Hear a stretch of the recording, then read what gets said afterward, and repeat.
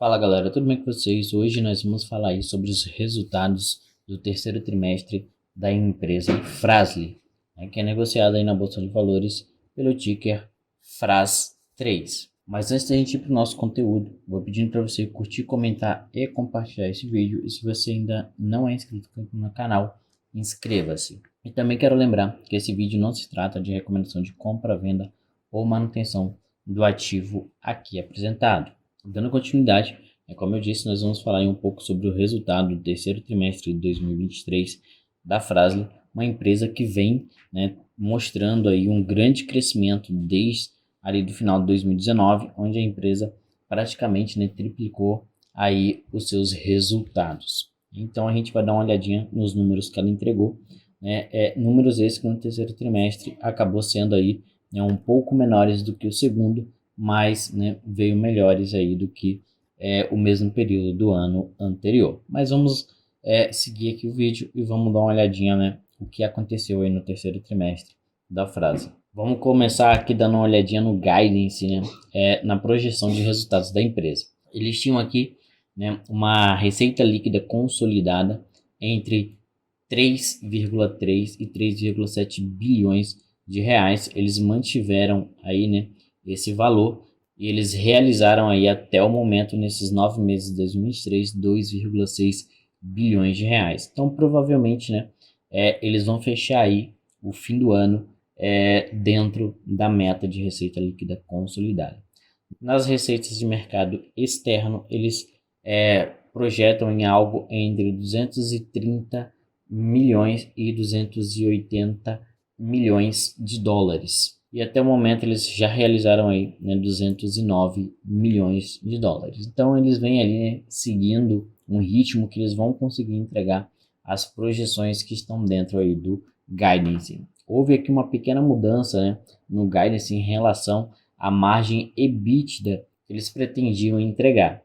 O guidance anterior era aqui de 15 a 18% de margem EBITDA. Mas como a gente vê, eles fizeram uma atualização e aumentaram essa margem EBITDA no guidance para 18 a 22%, tendo em vista que eles já conseguiram atingir aí 20,9% de margem EBITDA nesses 9 meses de 2023. A parte de investimentos, eles também mantiveram aqui uma linha entre 110 e 140 milhões, do quais eles já atingiram aqui 74 milhões de reais. Vamos começar aqui pela receita líquida, eles trazem ali o crescimento dessa receita desde o terceiro trimestre de 2022, então a gente vê que em relação ao terceiro trimestre houve aqui um crescimento de 7,9%, mas quando a gente olha em relação ao segundo trimestre de 2023 teve uma queda de 3,3%,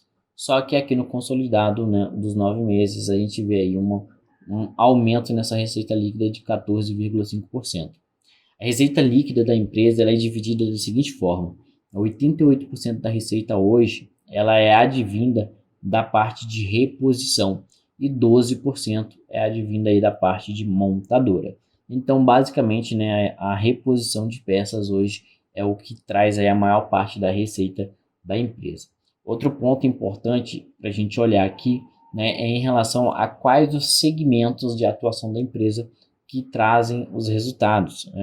A frenagem, a parte de fricção, traz aqui 48% do resultado da empresa. A suspensão, direção e powertrain traz aqui 29% do resultado. E a frenagem, a parte de não fricção, traz aí 23% do resultado da receita líquida. Quando a gente olha a receita líquida dividida por mercado interno e externo, também a gente vê aqui que o mercado interno ele vem mantendo uma linha de crescimento bem interessante, um crescimento lento, mas vem crescendo. A gente observa que lá no terceiro trimestre de 2022, essa receita era de 493 milhões de reais, e agora no terceiro trimestre de 2023 essa receita é de 554 milhões de reais, crescimento de 12,3% em relação ao mesmo período do ano anterior e de 4,9% em relação ao segundo trimestre. Nos 9 meses a gente vê aqui um crescimento de 15,6%.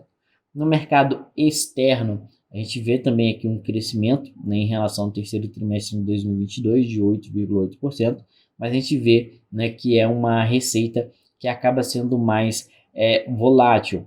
Muito disso por causa do preço médio do dólar, que a gente vinha aqui no release, né, a gente vai conseguir observar que a empresa ela vem fazendo, né, um preço médio desse dólar.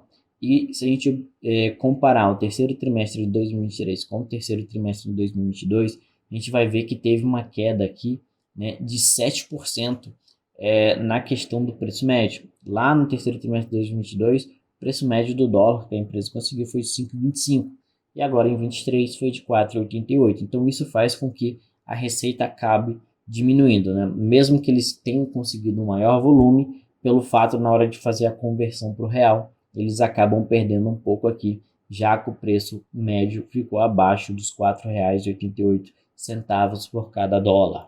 Então, quando a gente olha para a Fras-le, é importante a gente entender, né, essa dinâmica da cotação do dólar, né, e como que ela vai afetar o resultado do mercado externo, mesmo que a empresa consiga aumentar os seus volumes. E aqui nos 9 meses a gente consegue observar, né, um crescimento aí de 16,1% nessa receita do mercado externo.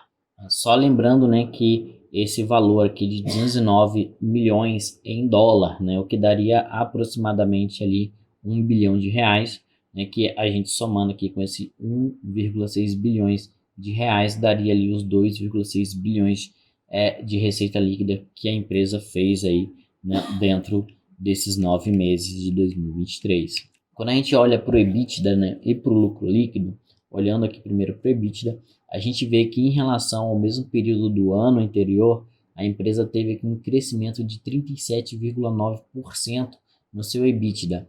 E quando a gente olha em relação ao segundo trimestre, a gente tem aqui uma queda de 4,7%.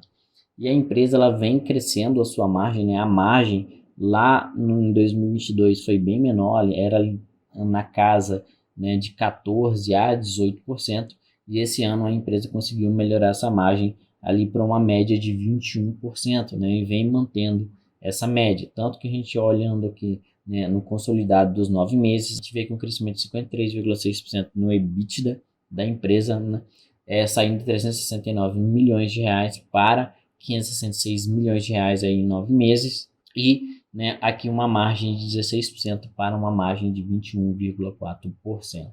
Quando a gente olha para o lucro líquido, a gente também vê aqui nitidamente um crescimento constante nesse lucro líquido, né, que se a gente comparar o terceiro trimestre desse ano com o mesmo período do ano anterior, a gente vê aqui um crescimento de 44,7%, saindo de 73,3 milhões para 106,1 milhões. Também, né, com uma boa melhora aqui em relação à margem líquida, saindo de uma margem líquida lá de 8,9% para uma margem líquida de 11,9%. Né? A gente vê que essa margem ela também, né, está aumentando a sua média, ficando ali agora na casa de 10% a 11%. Em relação ao segundo trimestre, o lucro líquido também foi crescente, com um crescimento aí de 8%. Quando a gente olha no consolidado dos 9 meses, a gente vê aqui um crescimento de 75,5% em relação a 2022, saindo ali de 168 milhões para 294 milhões de reais. Quando a gente olha para a parte da dívida da empresa, a gente percebe que a empresa, né, hoje ela não possui dívida líquida positiva, a dívida líquida dela é negativa, ou seja, hoje a empresa possui um caixa maior do que a sua dívida, né? Então a empresa aí está com dívida líquida por EBITDA de 0 vezes, né? Isso é bem interessante, a empresa vem fazendo essa manutenção muito bem assertiva do seu caixa, mesmo fazendo aquisições, ela está conseguindo manter esse caixa, o que traz uma receita financeira para a empresa, né? Ajuda ela a pagar as despesas financeiras que ela tem, né, dos juros de financiamentos e tudo mais, fazendo um bom giro do seu capital de giro ali, né? E essa manutenção está fazendo com que a empresa consiga, né, andar aí bem redondinha. A gente vê que a dívida está dividida aqui em 18% em moeda estrangeira, né, e 82% em moeda nacional. E a gente vê que a empresa também, né, vem mantendo aqui um CAPEX, né, um investimento bem interessante. Nos 9 meses de 2023 já foram 74,1 milhões de reais realizado. A média dos últimos 2 anos foi um investimento aí na casa de 105 milhões de reais. Quando a gente olha para o fluxo de caixa da empresa, né, a gente vê que lá em 2022 eles fizeram uma chamada de capital, levantaram 617 milhões de reais, né, o que ajudou eles a montarem esse caixa mais robusto, e eles também, né, fizeram aqui o pagamento relacionado à aquisição da ML Juratec, né, de 101 milhões de reais ali no primeiro trimestre de 2023, assim como também realizaram pagamento de juros sobre capital próprio na casa de 64 milhões de reais. Eles também estão conseguindo melhorar a eficiência, né, do NCG, que é o capital de giro, né, a necessidade de capital de giro da empresa, que lá em 2022, nos 9 meses, era de 71 dias e agora em 2023 está na casa ali de 63 dias, uma diminuição aí de 8 dias. Quando a gente olha para o ROI, né, para o ROIC, a gente vê que a empresa está conseguindo ter uma boa melhora nesses indicadores, com um crescimento aqui de 4,6 pontos percentuais no ROI, né, que é o retorno sobre o equity, e também, né, uma melhora nessa margem desse retorno, né, saindo de 13,3% lá em 2022 no terceiro trimestre para 17,9% agora no terceiro trimestre de 2023. Né? Então eles vêm aqui trimestre a trimestre melhorando esse retorno. Quando a gente olha para o ROIC, que é o retorno sobre o capital investido, a gente vê, né, que ele também vem trazendo uma melhora nesse retorno, chegando a 17,1% agora no terceiro trimestre de 2023, né, um crescimento de 6,5 pontos percentuais aí em relação ao mesmo período do ano anterior. Então, né, a gente vê que a eficiência em relação, né, ao trabalho do capital investido está muito bom.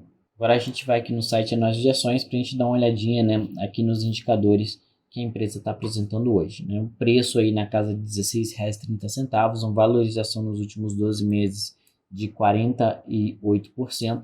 A gente vê que a empresa ela começou, né, a ter uma valorização maior ali no final de 2019, que foi quando eles fizeram a aquisição da Nakata, que mudou a empresa totalmente de patamar. Ela melhorou a quantidade de produtos dentro do seu portfólio e com isso, né, essa diversificação do seu portfólio, a empresa entrou aí, né, em um novo patamar de atuação, fazendo com que ela, né, chegasse a ter essa valorização, chegando aqui na casa de R$16 por ação. A gente vai ver que hoje a empresa está negociando aí com PL na casa de 13 vezes, né, e a média dela mais ou menos, se a gente olhar aqui, né, ela mantém uma média na casa de 10 vezes, né, então você demoraria aí 10 anos para retornar o seu capital investido, né, de acordo com os números da empresa hoje. Dividend yield, né, acaba sendo um dividend yield um pouco baixo, vamos dizer assim, devido ao fato, né, de que a empresa valorizou muito. Mas isso é quando a gente olha para o preço de mercado. Se a gente pegar uma pessoa que investe em empresa já há um tempo, né, pegar alguém que investe na empresa aí há 3, 4 anos, a pessoa vai ter um preço médio mais baixo, na casa de 7, 8 reais, né, ou até menos, o que vai fazer com que essa pessoa tenha aqui um dividend yield na casa de 6, 7, 8% ou até mais. Mas a empresa ela vem pagando aí, juros sobre capital próprio, dividendos, então ela vem remunerando os seus acionistas. Um lucro por ação aí, né, na casa de R$1,20. A gente vê que o crescimento na receita da empresa nos últimos 5 anos está sendo um crescimento na casa de 20% ou mais. Então, a gente vê que de 2017 para cá a empresa disparou esse crescimento da receita. A mesma coisa com o lucro, né? Teve aqui em 2019 um prejuízo, mas desde então a empresa ela vem mantendo aqui um crescimento aí, né? A gente pode até dizer, né, que aqui em 2023 ela vai mais do que dobrar os seus resultados em relação ao lucro. E mais interessante a gente olhar aqui, né, os resultados da empresa e a gente olhar esse histórico mais longo aqui, né, da receita líquida. A gente basicamente consegue enxergar que a empresa até 2004 ela andou de lado, 2004 em diante ela mudou um pouco de patamar, né, e andou mais ou menos de lado até 2010, de 2010 a 2014 ela deu uma outra esticada, né? De 2015 aqui até 2017 ali ela praticamente andou de lado, né? E de 2017 para frente a empresa disparou aqui em receita líquida, né, e de 2019 em diante, com a aquisição da Nakata e outras empresas, a empresa conseguiu também, né, ter uma disparada aí no seu lucro líquido. Então a gente vê, né, que a empresa está aí em um patamar totalmente diferente do que ela estava há cerca de 3 anos, 4 anos atrás aí. Mas diz aqui para mim, né, o que você achou aí dos resultados da Fras-le, se você tem ela em carteira, o que você acha da empresa, comenta aqui nos comentários, vamos discutir sobre. E também já deixei seu like no vídeo, se você ainda não é inscrito no canal, inscreva-se. Eu vou ficando por aqui, a gente se vê aí no próximo vídeo. Tchau, tchau.